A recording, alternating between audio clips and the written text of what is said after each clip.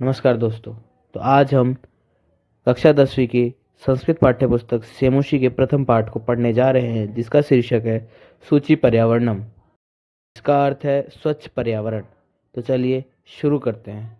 तो इसकी पहली पंक्तियां कुछ इस प्रकार है कि दुर्हरमत जीवंतम जात प्रकृति शरणम सूची पर्यावरणम। इसका हिंदी अनुवाद यह है कि यहाँ जिंदगी मुश्किल हो गई है, प्रकृति ही शरण है। महानगरे मदस्य चलनदीनस् कालचक्रम मनोः सोचत्य तनु शेद्य भ्रमति सदा वक्रम। दूसरी पंक्ति का अर्थ है कि महानगरों में निरंतर चलता हुआ लोहे का चक्का मन को सुखाता हुआ चलता है। दूदो ते दर्शन मुना स्त्रणयो जन संग्रसम सूची। इस पंक्ति का अर्थ है कि इन भयानक दांतों से मानव का कहीं विनाश ना हो जाए। इस पूरी पद में यह कहा गया है कि यहाँ जिंदगी मुश्किल हो गई है, यहाँ सिर्फ प्रकृति ही सहारा है, यहाँ का पर्यावरण शुद्ध हो। महानगरों में निरंतर चलता हुआ लोहे का चक्का मन को सुखाता है, शरीर को पिसता हुआ हमेशा टेढ़ा घूमता है। इन भयानक दांतों से कहीं मानव का विनाश ना हो जाए, यह अर्थ है इस पहले पद का।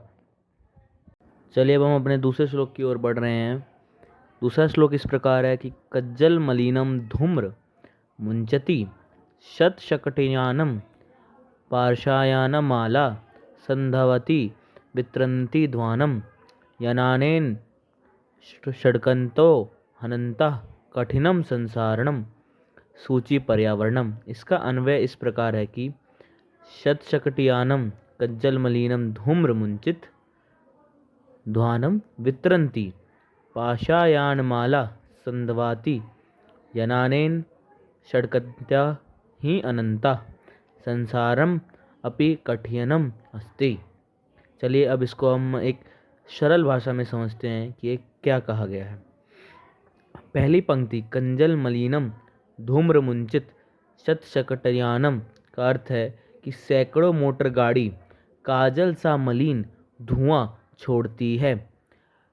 दूसरा पंक्ति वाशायानमाला संदावती वित्रंती ध्वानम।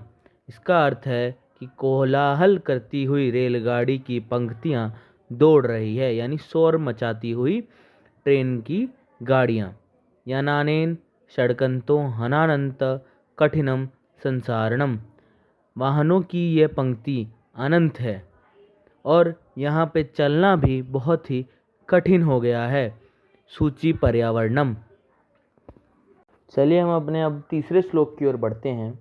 तीसरा श्लोक यह है कि वायुमंडलम भृशम दुष्यंतः नाहि निर्मल जलम कुत्ति वस्तु मिश्रितम भक्ष्य समलम धरातलम करनानिह बाहिर्नन जगर्ति तू बहु शुद्धिकरणम सूची पर्यावरणम।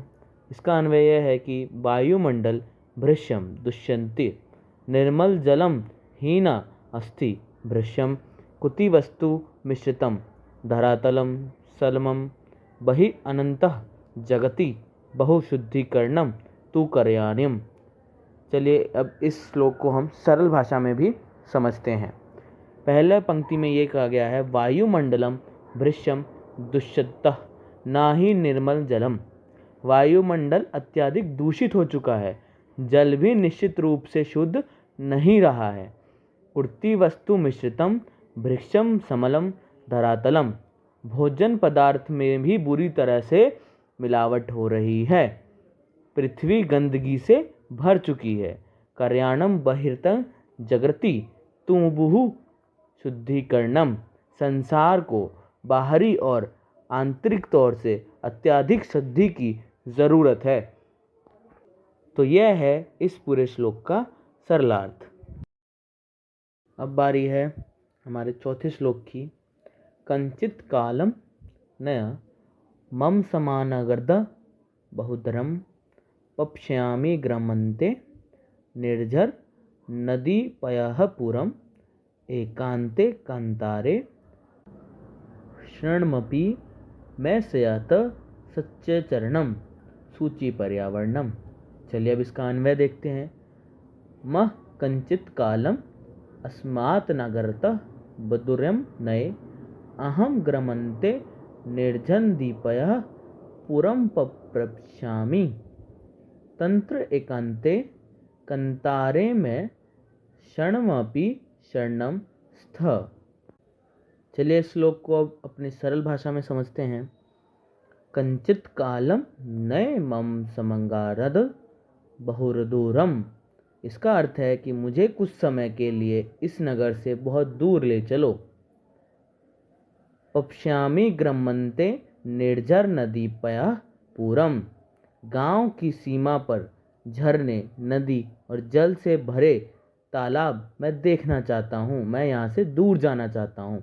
एकांते कंतारे क्षणमपि मैं सतह संचारणम। एकांत जंगल में मैं पल भर के लिए विचरण करना चाहता हूँ। मैं एकांत रहना चाहता हूँ। यह इस श्लोक का अर्थ है। चलिए अब अपने 5वें श्लोक की ओर। हरित ऋणानम ललित लताना माला रमणीया कुसुम वालिह समीर चालिता स्वयानम वर्णिया नवमालिका रसालम मिलति रुचिनम संग्रमणम सूचि पर्यावरणम। अब इसका अन्वय करते हैं।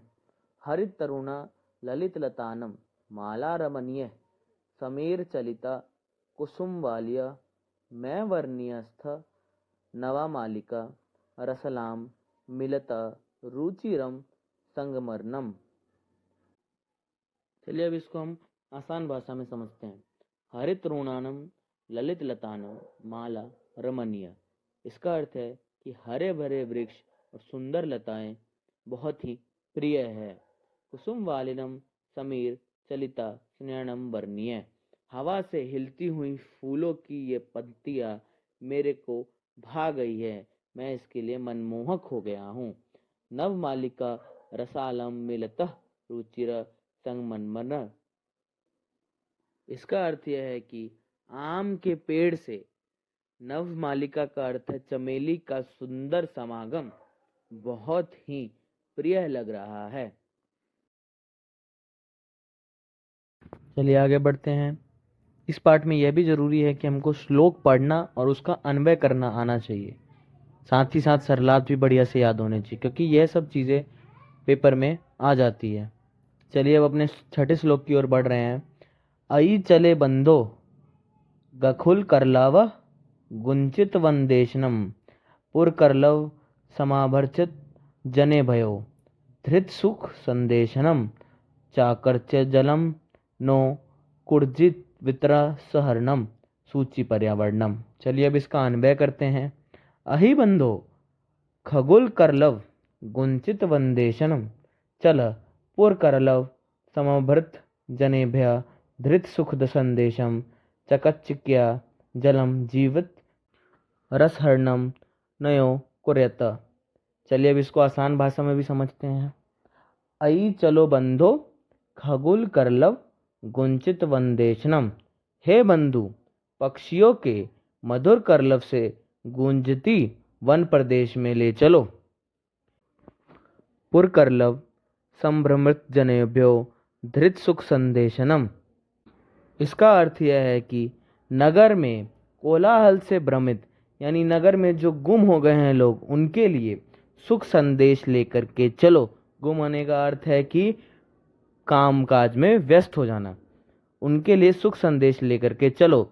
चाकी चयन जलानम नो कुर्जती वित्रम सहरनम। चकाचौंध भरी दुनिया से जीवन रस का विनाश नहीं हो, इसके लिए मधुर सुख संदेश ले चलो। यह इस श्लोक का अर्थ है।